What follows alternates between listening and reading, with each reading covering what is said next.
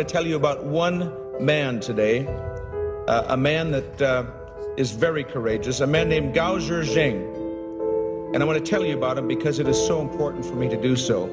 He represents what China could be, a China which has democracy, human rights, and the rule of law.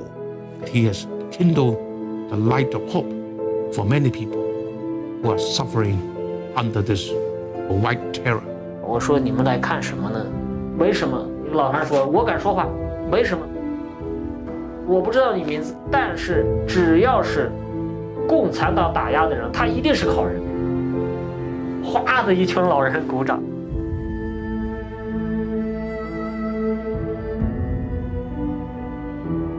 你要是爸爸来了，你想跟他说什么？如果你见到爸爸，我一定会哭很多，因为我终于这样见到爸爸了。一直都做梦，然后梦见我爸爸就是死掉了。然后那个时候我就特别希望看见我爸爸，然后跟我爸爸说我爱他，就是我从来都没有说过这个。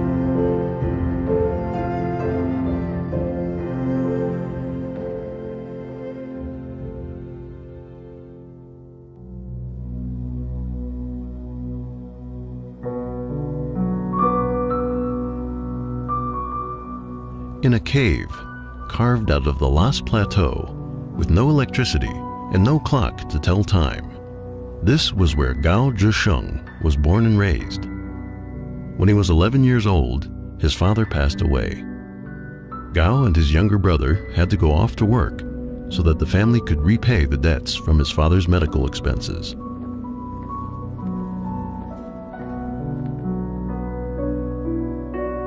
In 1980, Gao was 15 years old. He and his younger brother were working in a coal mine in Huangling, hundreds of miles from home. As often happens in Chinese mines, one day, part of the tunnel collapsed. It crushed Gao's brother's leg and broke it. The boss fired both brothers and refused to pay them a cent for their work. Gao left, carrying his brother on his back and wondering where life would take them.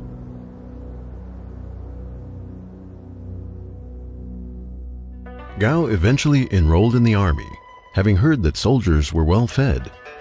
After spending 3 years working in the cafeteria, he was discharged and decided to live in Kashgar, an ancient but remote city in northwest China.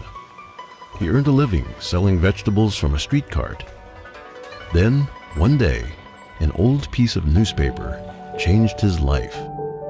有一次就是说有一个机关干部就是买菜的时候呢就扔掉了半张报纸啊，他捡起来，他一看是个法制日报，法制日报说要到多少年，中国需要有15万的律师啊，考取律师呢自学考试，自学法律呢是他唯一的途径。他看到以后呢，我就觉得他是特别的兴奋，我觉得他就有那种跃跃欲试的感觉啊。我的万里之行，只为需要而来，即为受害儿童的需要。Gao made this statement to the Intermediate Court in Dandong, a small town in northeastern China's Liaoning province. He was representing Zhou Weiyi, a young boy who had been the victim of medical malpractice and gone deaf. After studying hard on his own, and with only 3 years of formal schooling, Gao had passed the bar exam 3 years earlier and was now a licensed attorney. At a time when pro bono legal help was unheard of in China, Gao became known nationwide for providing free legal services to child victims of medical malpractice. 我将免费伴随孩子走完所有的诉讼履历。所以在高升当上律师了以后呢，成为就说为弱势群体打官司比较出名的律师的时候呢，就会有同行的律师就会把一些拄着拐杖的、那个摇着轮椅的领到他的办公室，甚至有一次还把路边跟那种乞讨的一个人也领到了他的办公室。高升就买了好多烤包子，先吃吧，先吃饱了，再看看你的事儿，看看我们能帮助什么。我们每一年我有1/3的精力，我是给穷人免费打官司，因为我们觉得就是首先从一个角度来讲，我不能脱离和穷人的接触，这是我了解中国社会底层的一个最直接的管道。对。另外呢，我自己就是穷人出身。第三个呢，是我个性。我的个性呢，听了这些一些山穷水尽的一些人来求助的时候，他流泪的过程恰恰又是我的流泪过程。那我有时候就是他找我的过程啊，加上我的个性，实际上使得你接受着这么一种结果。In 2000, Gao and his family moved to Beijing. A year later, he was named one of China's top 10 lawyers in a national legal debate competition sponsored by the Ministry of Justice. Soon after, Gao founded his own law firm. Despite these successes, something didn't feel right. 有一次是一个圣诞节，我先生回来的比较晚，我们家也在做了丰盛的饭菜等着他回来，但是他一进门嘛，他就说我就看他情绪不高兴，我说为什么？他说我今天走在街道上，我看到灯火辉煌的街道，我觉得我跟这个社会呢，我是隔开的，我跟他是分层的啊，我融入不到这个社会当中。他说因为我挣的钱越多，我的当事人的苦难越多，所以呢，我就知道，真的，我真是知道，在每一个案子中呢，他就每一个当事人的案子呢，他就投入了非常大的感情和一种责任。他感觉呢，作为当事人是非常的不容易了，已经受难了啊。如果我律师再没有做好，再把他的诉讼权利给丢失了，就把这一家人都给毁了。所以他就非常的认真负责。Knowing well the dangers of following such a path, Gao chose to work more on defending the rights of people who had been treated unjustly by the government. In some cases, he tried seeking compensation for victims of forced demolitions. But in a country where the Chinese Communist Party controls the courts, he lost all of the cases of this kind because they touched on the vested interests of powerful government officials and businessmen. In July 2004, Gao and fellow attorney Zhu Zhouhu began working on a case in Gao's hometown of Yulin in Shanxi province. The government took over the oil fields that were run by small investors with little compensation.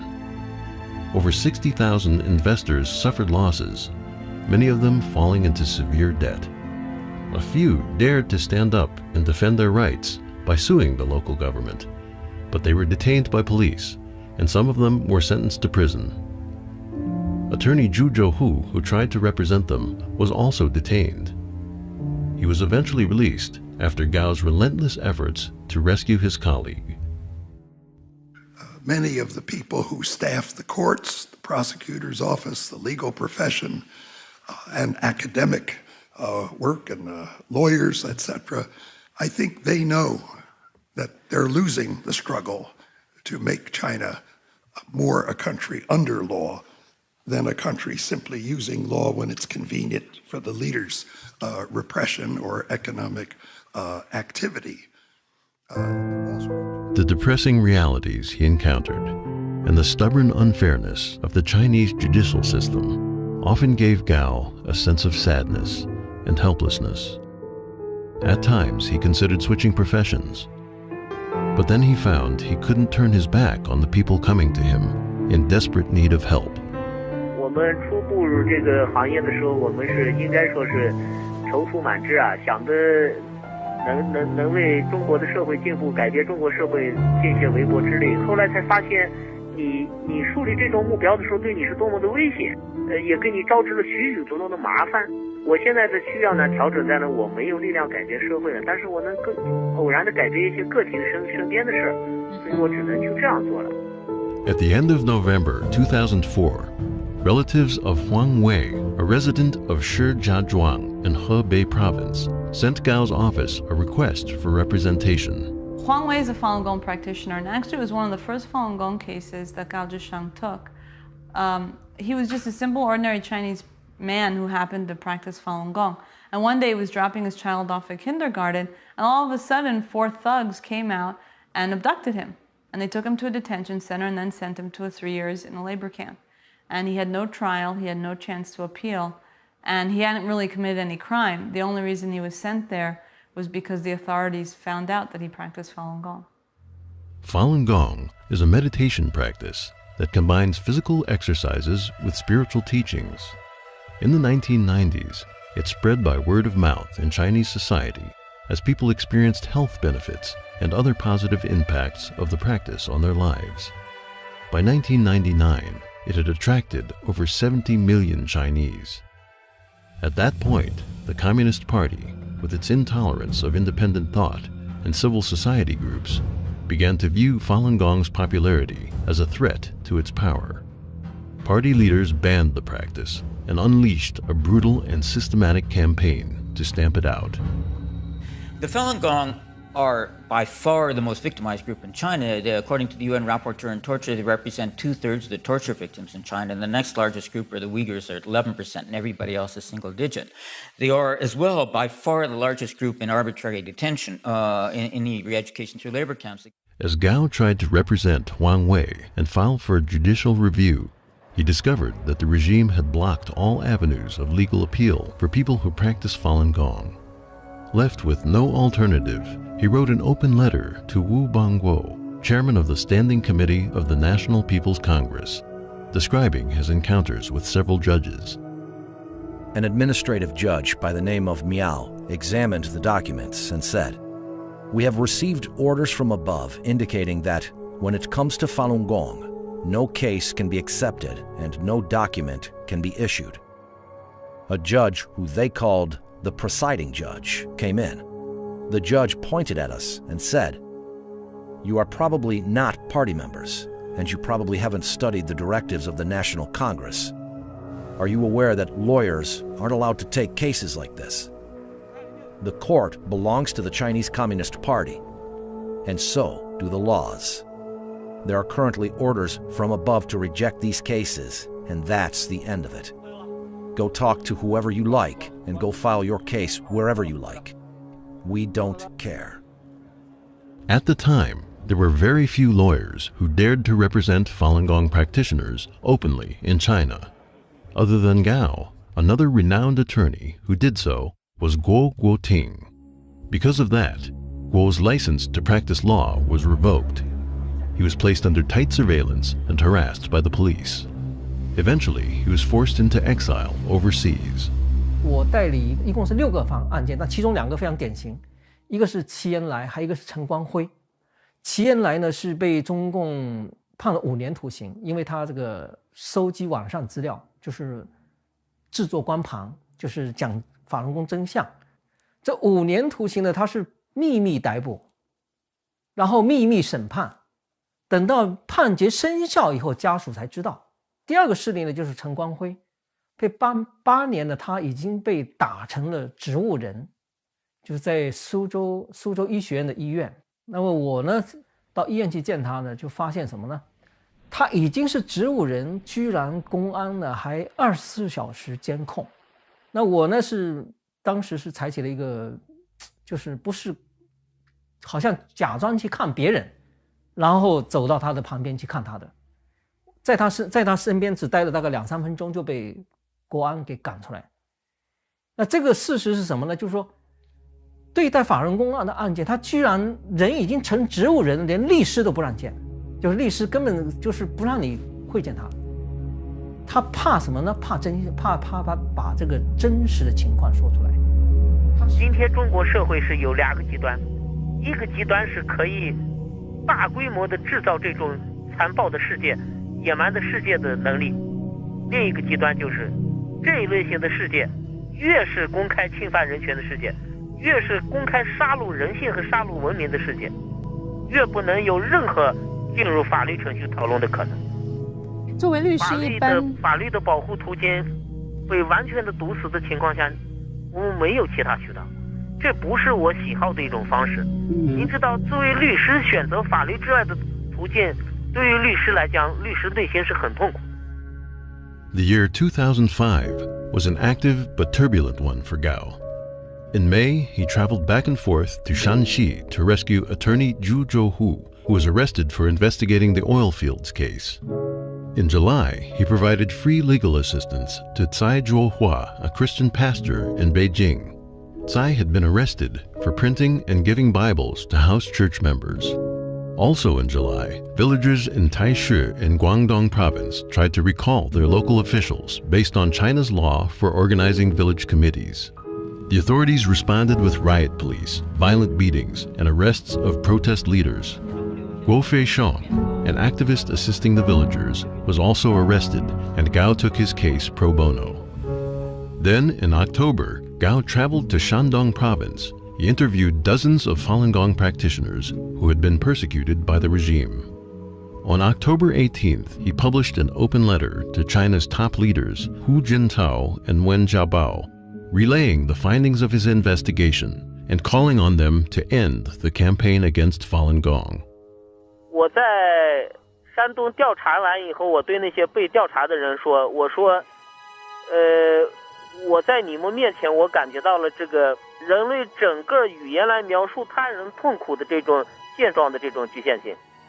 您要是坐在我的跟前去听他们那种描述的时候，我们现在我写的东西啊，根本就无法来反映他们真正的遭遇的那种痛苦。” Within days, the regime's security agents turned their attention to Gao. 写公开信的第二天，我们就接到了赤裸裸的威胁电话。这个电话里面告诉我，你高志深知道了很多真相，我们知道的真相也不少。比方说，你的孩子在哪里上学，每天坐什么车。那我们就开始保持了警惕。就在20号早晨天不亮送孩子上学的时候，我们发现一些异样的东西，就说有2位不明身份的人从我家门口一直跟到公共汽车站，然后跟到我孩子去上学。到11月15号，他们对我的跟踪就是公开了，而且呢，整日守到我的办公室和守到我的家门口。15 days after Gao published the open letter came the next blow. The Justice Department in Beijing forced his law firm to close. Later that month, Dr. Manfred Novak, at the time the United Nations Special Rapporteur on Torture, visited China at the invitation of the Chinese government. On November 20th, he met with Gao and experienced firsthand the workings of China's secret police. We met in this restaurant, and it was amazing that the restaurant was a normal Chinese restaurant. It was lunchtime, and on the table next to me, intelligence agents were sitting. They were trying to monitor us with a distant micro to try to follow our conversation. And what I did is that when I saw that, I took my mobile phone and I made a photo of this person, this intelligence agent. He was sitting there with a woman, and he was getting extremely agitated. He was jumping up. He said, "Why do you take a photo of me?" But I took the photo in the same moment when he took a photo of us. So I have the photo still. So it is, I documented he took a photo of us. So I said, "Why are you taking photos of us?" So he made a big fuss about it. He was yelling in the restaurant. He was coming and saying that I should give him my camera and he would destroy the film, etc. And then this was really, and then we said, "Sorry, I'm not giving you anything, but please don't disturb our meeting." But he continued to do so, and there were other intelligence people coming. And finally, we were kind of fleeing from this restaurant. And when we were walking through this whole shopping mall, as I saw, I don't know how many of those intelligence people. That was a difficult experience, but I was deeply, deeply impressed by the courage of Gao Zhizheng. He was not at all, even in this main incident we had in this restaurant, he remained very calm. He tried to calm the intelligence guy down, but he was an extremely courageous individual, and he would not now change the information that he would provide me with. So he was very, very open and told me whatever he felt was important in order to assist my mission of investigating torture in China. In contrast to the harsh reaction from the Beijing authorities, Gao's open letter received an enthusiastic response from ordinary citizens across the country. Persecuted Falun Gong practitioners wrote letters inviting him to their areas to learn more about their situation. On November 29th, together with his friend Zhao Guobiao, a journalism professor from Peking University, Gao successfully shook off the secret police that were following him.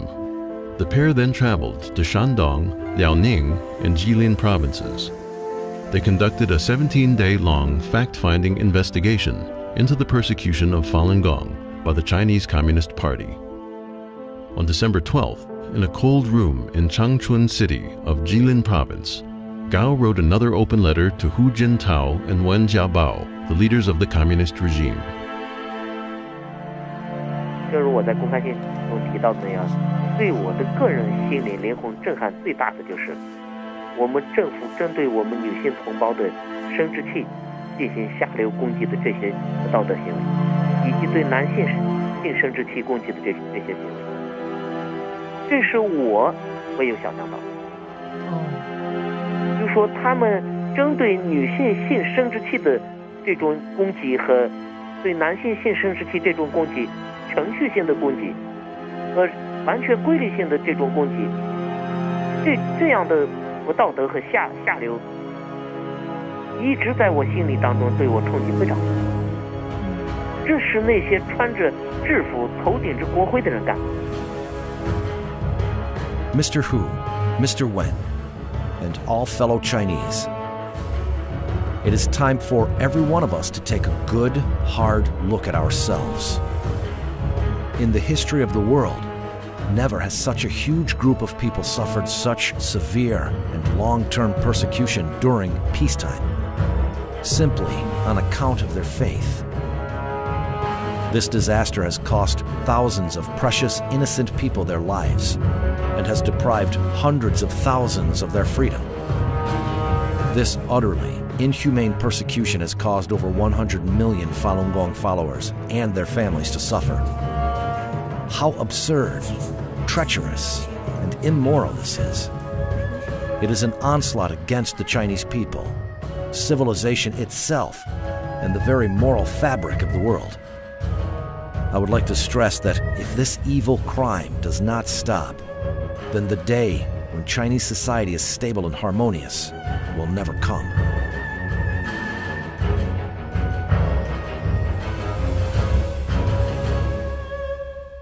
The day after publishing the open letter, Gao also published a statement declaring his withdrawal from the Communist Party in the Epoch Times, an independent Chinese newspaper based in the United States.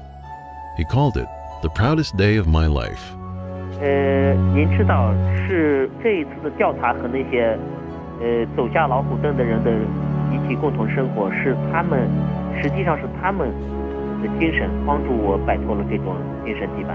也就是说，我们感觉到我们民族处于一种极度危险的时刻。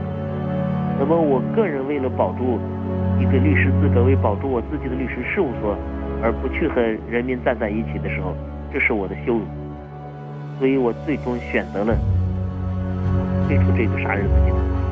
Gao's speaking out for Falun Gong and withdrawing from the Communist Party touched the party's most sensitive nerves. The regime reacted with tighter surveillance and ever-increasing threats. 这辆上海大众没有牌照的。对，他们跑掉了。这辆车也是。这个也是的，这个也是的。哎，这个就这个跟上了。对，看到了，看到了。对，胡家设计师，胡家车号车上。他没有带车号，他是一个没牌车。他闪着这个，闪着大灯，他不让你看得见。看这个都是的，看到了没有？看到了。看到了，看到了。快，两个都是没有牌照的。11 days later, Gao was driving home, and there were very few cars on the road. Suddenly, the car in front of him, whose license plates were covered with newspaper, came to a halt. Gao almost crashed into the back of that car, but slammed on the brakes just in time. He got out of his car and tried to check the license plate at the front of the car he'd almost hit. The driver then suddenly hit the gas and tried to run him over. Gao quickly jumped into a nearby flower bed to escape. As the car drove away, its license plate was exposed. It read capital EB8233. At that moment, he realized something. This was the same number as one of the secret police cars that had been following him for the past few weeks. 很多朋友都告诉我，中共要抓你，或者说他要干掉你。我就告诉他，当你把干掉你和把你抓起来当作是危险的时候，视作是危险的时候，我们每时都处在危险中。因为中共建政以来屠杀了多少人，每天都在大量的抓人，再多抓一个再凶杀。为什么就该是他人？但是 To protest the Communist Party's growing suppression of civil rights activists, Gao initiated a hunger strike movement in early 2006. Each day, a different set of people would fast for 24 hours, with the hunger strike rotating daily from group to group. Chinese people from all over the world followed.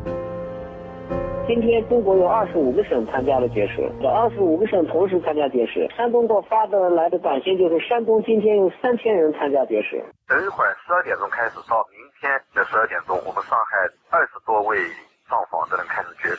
为了声援海内外受迫害的人士，我愿以绵薄之力站在正义一边，向邪恶说不。我们的心是向着这个国内的维权的行业的朋友的，向着高志胜的，就是高志胜他们这个现在这个义举啊，后面有千千万万的人支持。That he was someone different. He was another league of activists or league of dissident, someone who was really able to bring together people from different walks of life and unify the activist community around him. And I think that that's exactly what the Chinese government sees too, and that's why they're so afraid of him. With constant police harassment making it impossible to live a normal life, Gao left home in March 2006 and traveled around China for 6 months.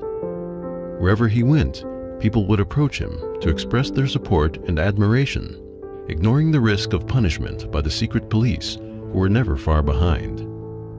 On April 15th, Gao and a friend arrived in Chengdu, the capital of Sichuan province in the southwest. Several supporters were waiting for them.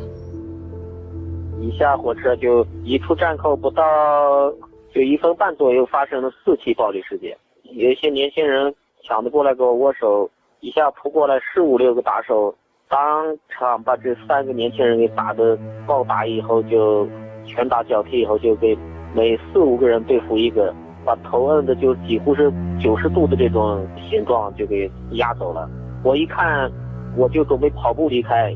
再不和任何人握手，也不让任何人给我打招呼。就在我跑的时候，突然对面又闯过来一个年轻人，给我塞了一盘那个到处都能买到的甘地转。年轻人头还没有转，身还没有转过去，又遭到了中共特务的暴力殴打。打完以后又给押走了。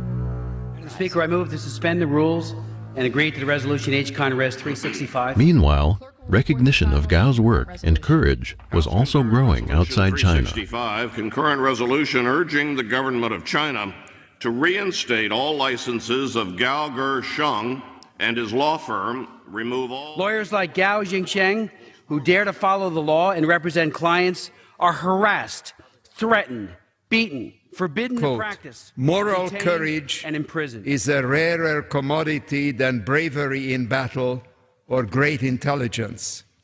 Yet it is the one essential, vital quality for those who seek to change the world which yields most painfully to change, end quote.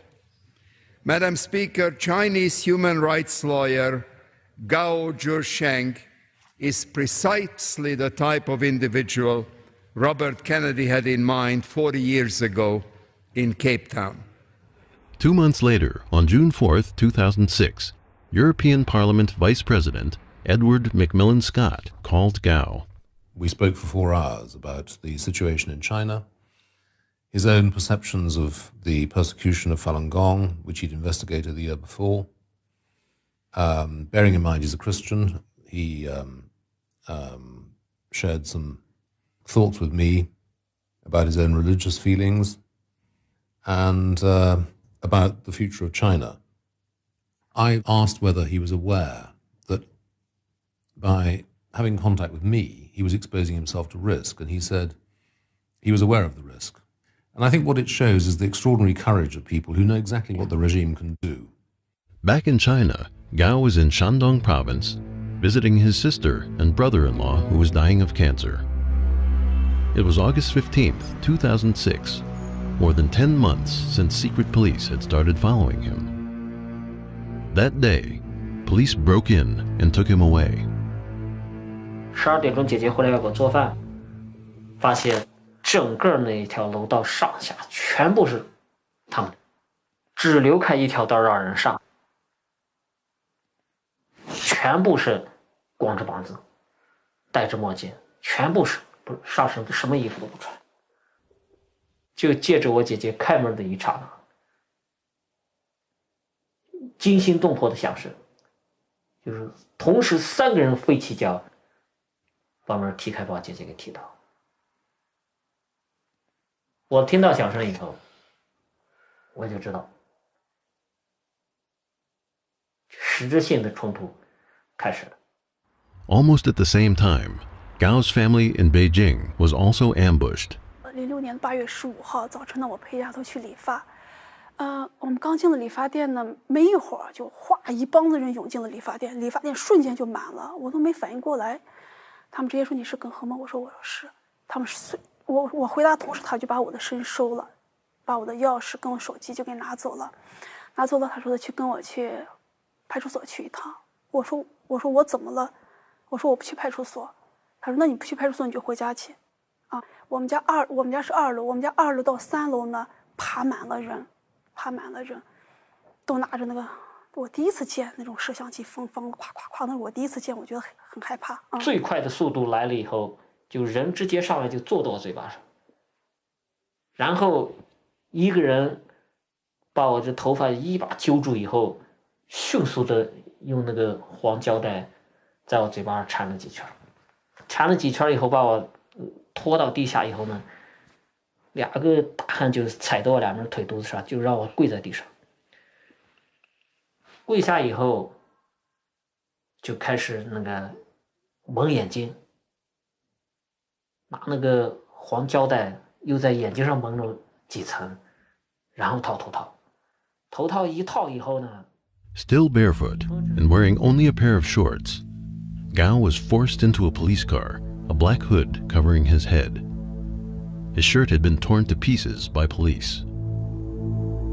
They drove for 9 hours, taking him back to Beijing and to the city's number 2 detention center. As soon as they arrived, Gao was taken to an interrogation room. He was shackled to a chair, and 2 strong beams of light shone into his face. He was no longer addressed by his name. From then on, he was called 815. 这天晚上4个不明身份的人来审。你知道这是双方的第1个回合见面，对方呢也是经过精密设置的。这4个人的可以看出来，明显是他们的一个头目，就在我跟前来回督着步。815啊，你现在知道我党有多强大了吧？今天这一切你还没有看出我们党的强大吗？我说我有一点比较欣赏你，你是一个说真话的人。我当时跟他说这个原话，我说你应该是在中国内部不多的说真话的人。一般这边场合的话，我说的要点脸面的话，都说要依法对你如何如何，你直接就是谈你党的问题。我说815，不要给我油嘴滑舌。2样东西绝不是一时的兴趣，一样没收你的全部财产，一样判你无期徒刑。判无期徒刑这个过程还是要走的，另一样我们已经做完了，你家里我们1分钱没有留。 Gao's home in Beijing was searched thoroughly. The police took away all the electronic equipment, cell phones, documents, and deposit books for accessing their bank account. they left the family with only a television set and 300 Chinese yuan in cash, about $40. A team of policemen then moved into their apartment to monitor his wife and 2 children around the clock. The kids were 13 and 2 years old at the time. 我说能把灯拉灭，我说因为那小孩睡不着觉，小孩就灯一亮他就不睡觉，他们说不行啊。然后在我们睡觉的房间里面都会坐有警察，门都要开着，房间里每一个房间都会坐一个警察。然后就说像洗澡，你上卫生间洗澡洗手，他们都要有一个人在那看着。The attack on Gao and his acquaintances was a carefully choreographed plan executed nationwide. On the same day Gao was abducted, police officers surrounded the homes of his relatives in his hometown in Shanxi, while dozens of suspicious people began following his in-laws in Xinjiang. Within days of Gao's abduction, numerous fellow human rights advocates who had joined the hunger strike movement were either put under house arrest or taken away by police.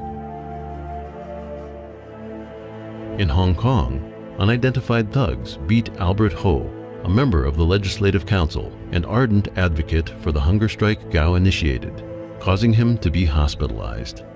Within a month, civil rights activist Guo Feishong from Guangdong, writer Li Hong from Zhejiang, and Chinese Democracy Party member Chen Shuqing were all arrested. At the detention center, Gao was deprived of sleep for 4 or 5 days. At any given moment, he would either be forced to sit on a hard surface or be chained to an iron chair and interrogated with strong light beams in his face. To protest the mistreatment, Gao went on a hunger strike. After 3 days, an interrogator whose last name was Xiao came to see him. 就这个姓肖的给我讲的，绝食吓唬不了我们。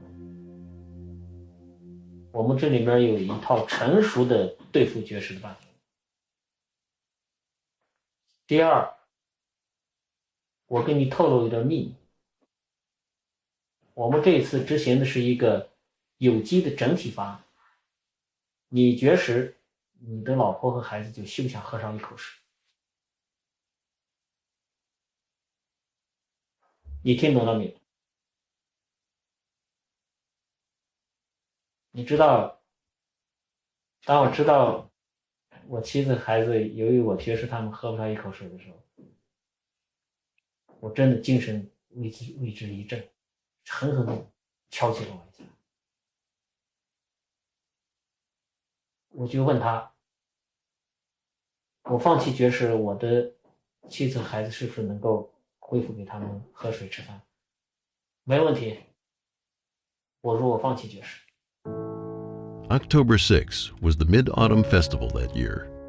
It was the 53rd day since Gao had been abducted. It was also Geng He's birthday. That day, the Beijing Public Security Bureau brought Geng He to the detention center to see Gao. It was the first time they had met since he had been taken away. The police had put a lot of pressure on Geng He to persuade Gao to surrender. 他为耿和做了很多工作。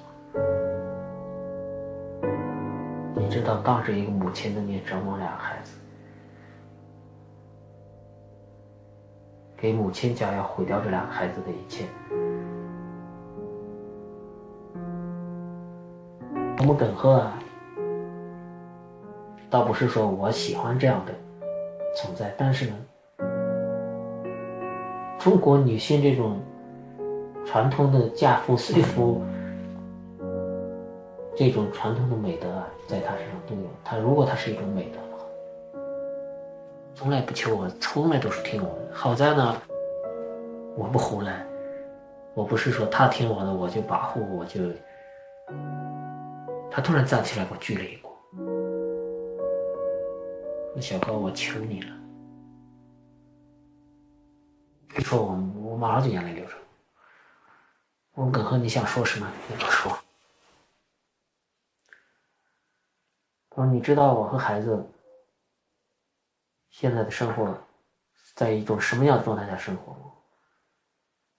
我说：“我现在不想知道。”我说：“我现在不想知道。”我说你肯定清楚我为什么不想知道。他说小高，我求你了，你就听我一句话，你就从现在起你什么都不要想，什么都不要想了，就为我和孩子活上几年，行不行？我没有做任何思考，我说耿贺行，没有问题。我说任何价值都不能在你的这个要求之上，而你的这个要求是最低最低。你是对孩子的父亲，对你的丈夫提出这样的要求，为你们活几年没有问题，从现在起我就为你们活着。这10月6号见面就是谈了这么一条内容。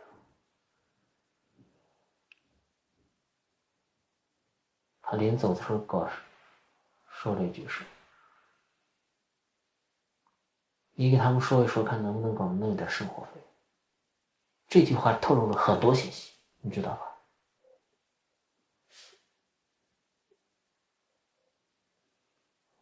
这最简单的一句话，把所有他们在外面的处境全部勾画清楚。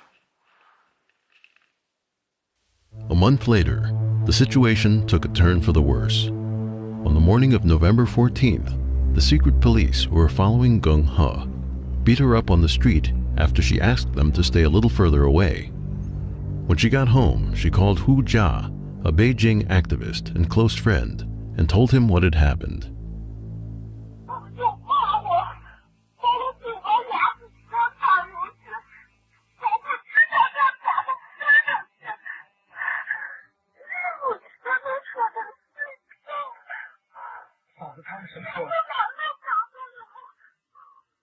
At the detention center, Gao was informed of the attack.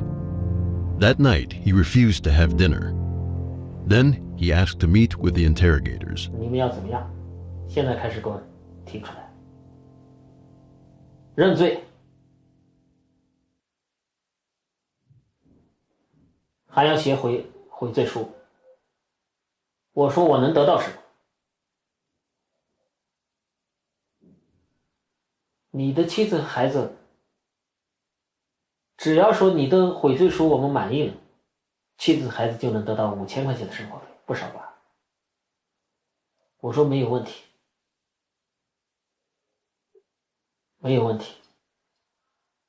我说写东西对我来讲是一个技术过程。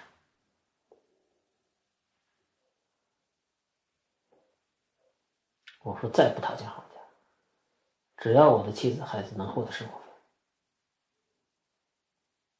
我有一个条件，先支付他们2000块钱，我现在就开始去。不行，这不是像你想象这么简单，这还有一个法律程序。你写的东西上面看，逐级报上去看了满意了，钱肯定要给。我们说话算数，只要说你的悔罪书写的我们满意，保证要给。我说满意的标准是什么？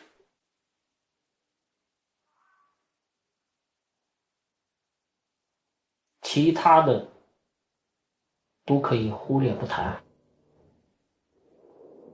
必须承认法轮功问题全部是捏造的造谣。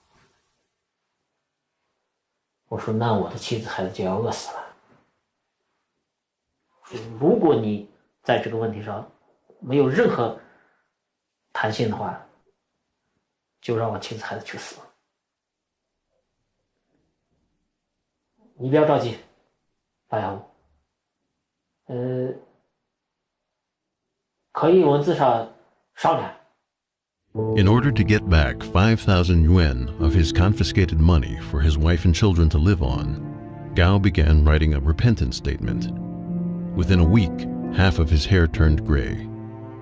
Still, the authorities were not satisfied with his statement. 最后面试的所谓的悔罪书，样稿是他们拿出来的，我超疼，我什么都不想了。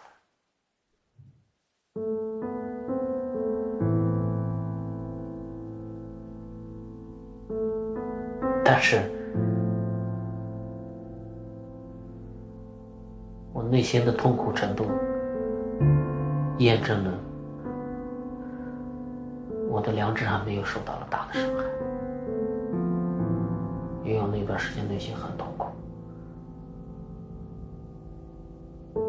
Beatings, sleep deprivation, interrogation, humiliation, and being chained in a painful position for 590 hours could not break Gao's will, but he couldn't stand to see his family being tormented. 悔罪书我知道伤害了很多人，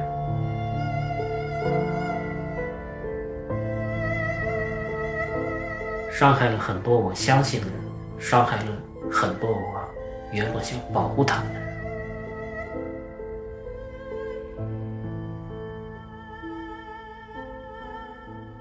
而且给他们提供了一个永久性的利用的东西，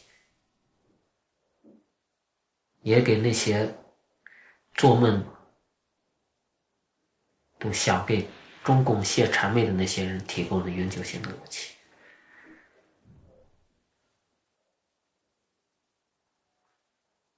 我自己不是一种虚荣，不是一种完全的爱面子，但是这个东西在我人格深处划了一行。On December 12, 2006, Gao was tried in secret at Beijing No. 1 Intermediate People's Court. His family was not notified, and his defense attorney was not present. He was found guilty of subversion and given a suspended 3-year sentence with 5 years probation. 10 days later, Gao was released. He had been in custody for over 4 months. It was a bittersweet family reunion. At the suggestion of his daughter Gaga, the family drove to a restaurant to celebrate. 在路上的时候呢，其实我们那时候脑袋都是白的，为什么呢？我就觉得昨天我还是在地狱当中呢，你能明白吧？我昨天在地狱当中呢，天天跟那些警察干呀、闹呀的。今天回来了，他为啥回来？他还走不走了？其实那时候脑子是空白的，都不去想。我认为我们当时的状态都没有去想，你在这之前你在干什么了？你怎么了？都没有去想，只是感觉到哎呦，全家在一起就去吃饭啊，这么状态。所以我们其实在路上的这一路还都没讲话，都很沉闷，都不知道好像是话要从哪样开始那种感觉。然后这时候我们家皮特说了一句话，皮特说他说：“爸爸是不是不好的日子一天一天过去了，以后就是好日子？”这么说的。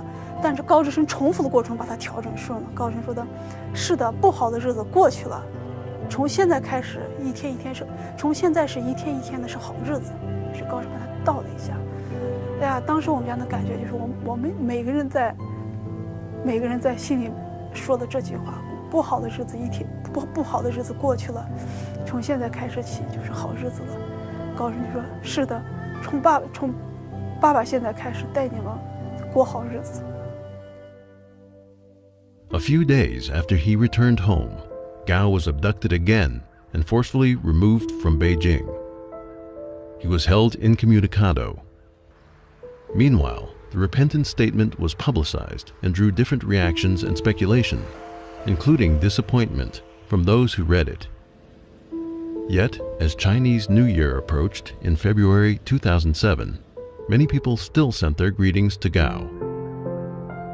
那么，尽管是见不到他，尽管是我也很难有把握说把这个音讯直接能让他知道，但是我还是想要说，就是给他道贺一声新年好吧，因为过去的这一年对他家里来讲是最黑暗的一年，我希望从此就拨云见日了。希望他和他的家人在这新年的身体健康了、平安了，祝福他一家人能够团圆生活在一起。很长时间没有跟话，很惦念您，我本人向您全家问好。In April 2007, Gao was released and returned home to Beijing. On April 6th, his friend Hu Jia received a phone call from him. This was the first time the two had spoken since Gao was abducted in August of the previous year. During his conversation with Hu Jia, Gao read out a letter he had written to Hu and his wife Tseng Jinyan, a well-known blogger, in which he described in detail the abuse he was subjected to in detention. 4月6号，声明一发完就把我带走。我把高天宇抱起来亲了2次，还是被拉走了。去密云的路上很神秘，一会儿换一个引导车，一会儿换一个引导车。哎呀，我就跟他们讲，我说的你跟我还玩这一套。然后去了就说，你现在已经完全越过了我们的忍耐底线。我说，你有没有看到我刚才离家出走的时候，亲了我儿子2次？我说老子从来都没打算走出家门再进家回家。也在那儿谈了6天轮番的上阵。最后就是他们做出了让步。 Even as Gao was under constant surveillance and forced to give up his legal defense work, his influence was still being felt. Other lawyers courageously picked up where he left off, trying to defend Falun Gong practitioners in court. At the end of April 2007, in Shijiazhuang, a city 400 miles from Beijing, 6 lawyers disregarded the regime's threats and presented a historic defense of freedom of religion before a Chinese court. They defended Wang Bo and her parents, who were being put on trial for practicing Falun Gong and distributing information about the human rights abuses suffered by practitioners.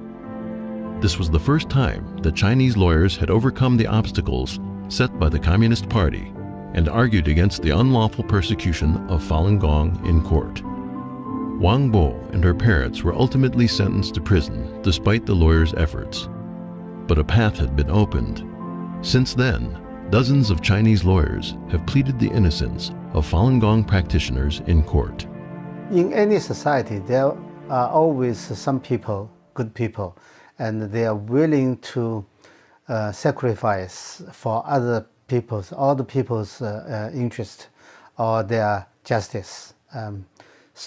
But in many cases, especially in China, they need to find a direction or a way to do that.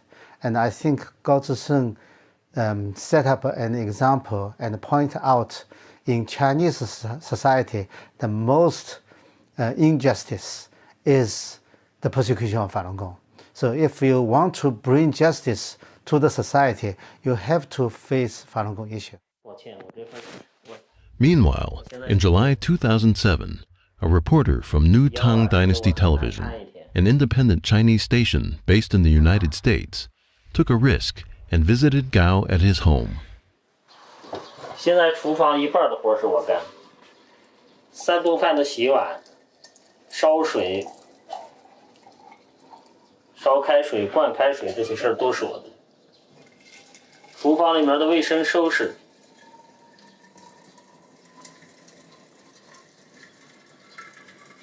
这也算是一种提高。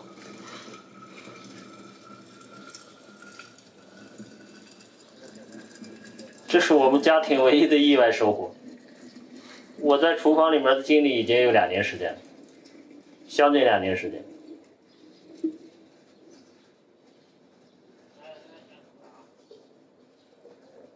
这实际上向耿和澄清了一个事实，就说他过去说我不愿意进厨房。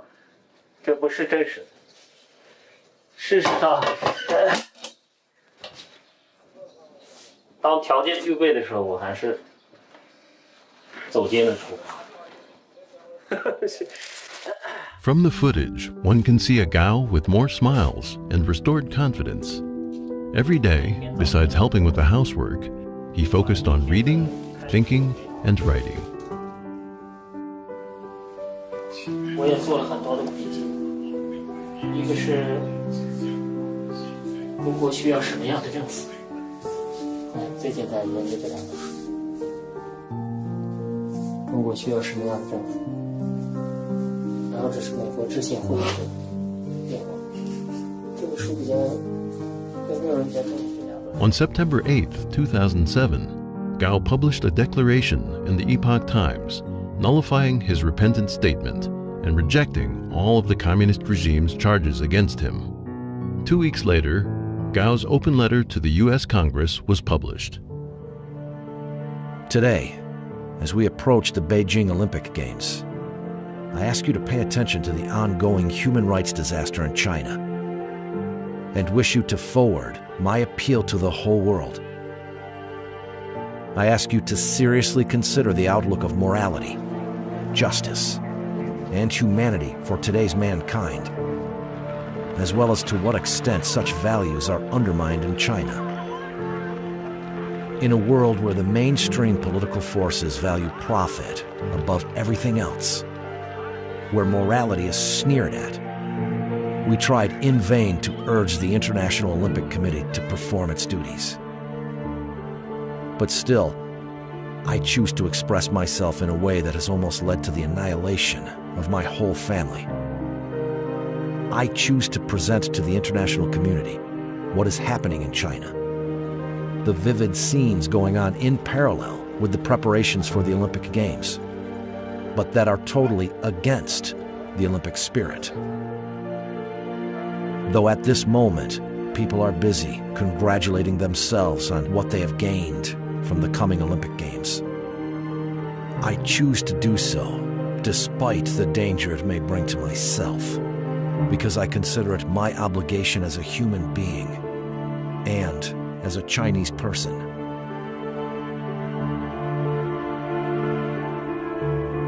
But Gao's appeal may have come too late. On September 6th, as he was drafting this open letter, during the Asia-Pacific Economic Cooperation meeting in Sydney, Hu Jintao, the Chinese Communist Party General Secretary, invited U.S. President George W. Bush to come to Beijing to watch the Olympic Games. Bush accepted the invitation. And once again, he extended an invitation to me and Lauren, our family, to come to the Olympics. And of course, I was anxious to accept.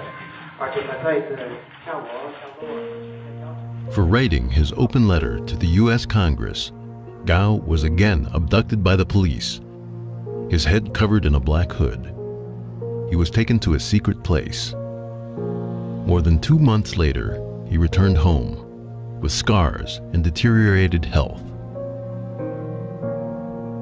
At first, Gao didn't want to talk about his ordeal, but at his wife's urging, he eventually wrote out an account of what had happened to him in custody. 4 men with electric batons began beating my head and all over my body. Nothing but the noise of the beating and my anxious breathing could be heard. I was beaten so badly that my whole body began shaking uncontrollably. I was shouted at by a guy whom I later learned was named Wang. All my clothes were pulled off, and I was totally naked.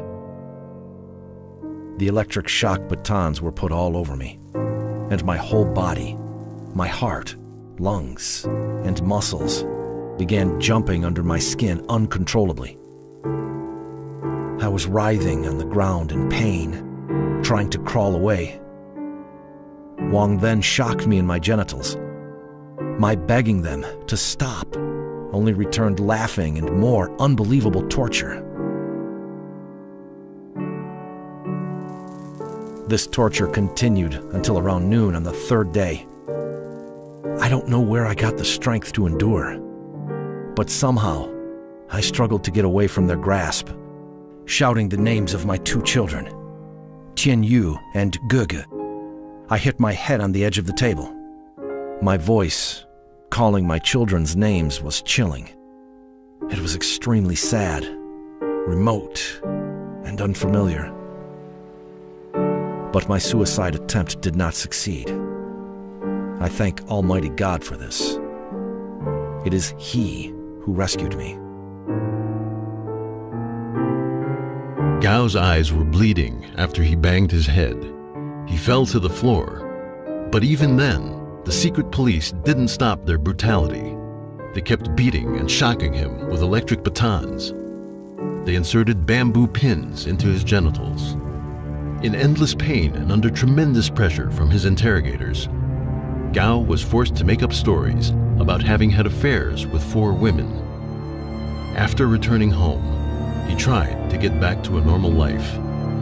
But leaving the torture behind wasn't so simple.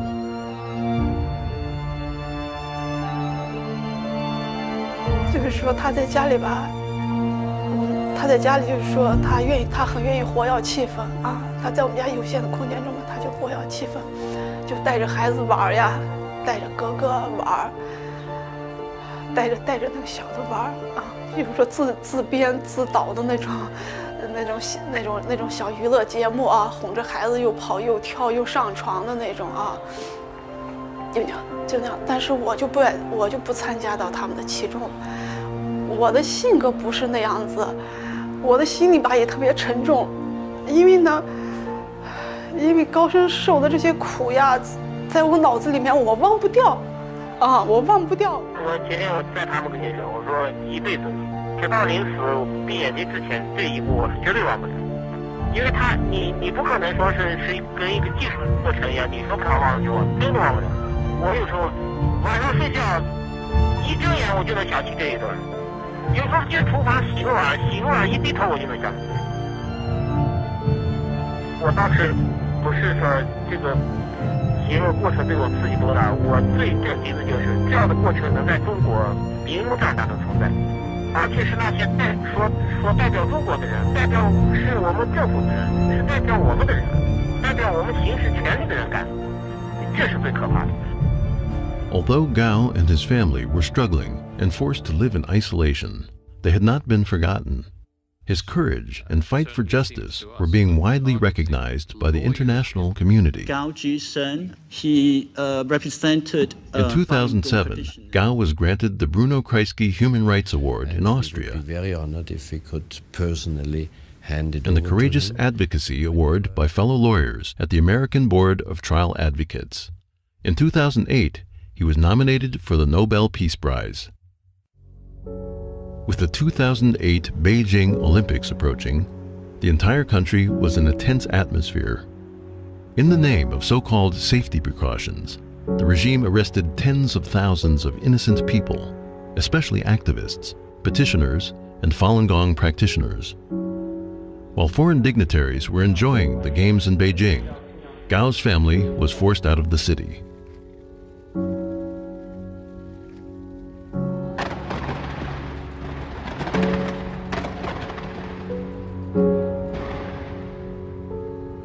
As the splendid fireworks from the Beijing Olympics ceased, Gao's daughter, Gogo, found herself unable to go to school. She was denied admission by multiple high schools because of her father's activism. This sent the girl into despair.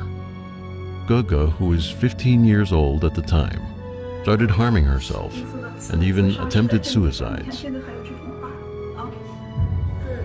特别烦，就是烦到了极点，然后就特别不想活了。但是我又不知道怎么发泄。有时候我觉得我在胳膊上拿刀，反正迟早就被发现。每次被发现，我觉得我爸爸就是那个无奈的表情，然后特别难受。我实在不知道怎么办，然后我就去买了一包。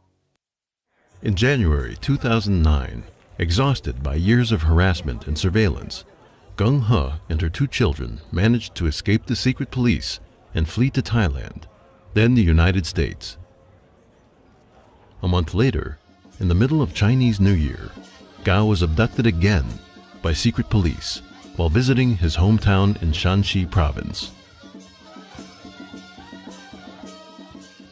As word of Gao's abduction spread, the international community galvanized to call on the Chinese government to release him. Well, let me take this opportunity to again urge the Chinese government to ensure that Gao Zhisheng is immediately released from custody and to clarify the details surrounding his case and his whereabouts. Parlament Europejski kilkukrotnie już zajmował się sprawą pana Zhishenga. Dziś pragnę wezwać władze chińskie do ujawnienia jego miejsca pobytu i stanu zdrowia.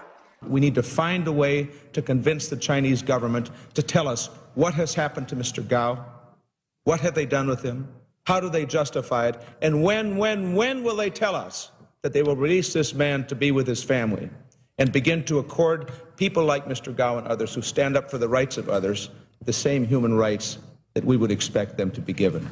China will be a significant... Thanks to this pressure, Gao resurfaced on March 28, 2010, after more than a year in custody without a word. A couple of days later, Bill Schiller from the Toronto Star visited Gao at his Beijing apartment.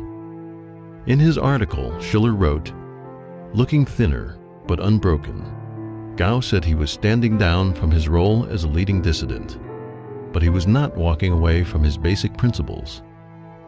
Gao said, 'Undoubtedly, I'll be giving up a role. But giving up a role doesn't mean giving up one's fundamental point of view.'" Within days, Gao disappeared again. 9 months later, in January 2011, the Associated Press published an exclusive interview they had conducted with Gao during his short period of resurfacing. In it, Gao described the torture and beatings during the year he had gone missing as the worst he had ever endured. By granting the interview, he was violating the conditions set by the authorities. But he told the journalist that if he disappeared again, the report could be published.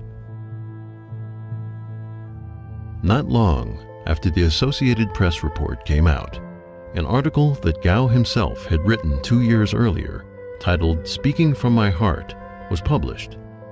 Geng He had smuggled it out when she left China, but she misplaced it during the journey. 2 years later, it was finally found. In the article, Gao once again speaks out against the suffering of the Chinese people at the hands of a ruthless communist regime, while calling for more international help for fellow democracy and human rights activists. At the end, Gao writes, "The publication of this article will cause me to be kidnapped again. Kidnappings are part of my normal living now. If it comes again, then let it come." My experience with Gao Zhisheng was that he stood up for justice and the rule of law, which was admirable. He was persecuted for it, which was deplorable. But what was striking was that he stood his ground as the persecution continued and accelerated. He couldn't help but know that as he was standing up for human rights, that he was going to be persecuted for it, but he did it anyways. To me, well, I hope never to be in a situation like Gao Zhisheng found himself, but if I were, I would hope to behave the way he did. His behavior was... 爸爸，你一直在这说救爸爸呀！看人家好好生活，人家可怜的什么？再讲啊！你说我是不是？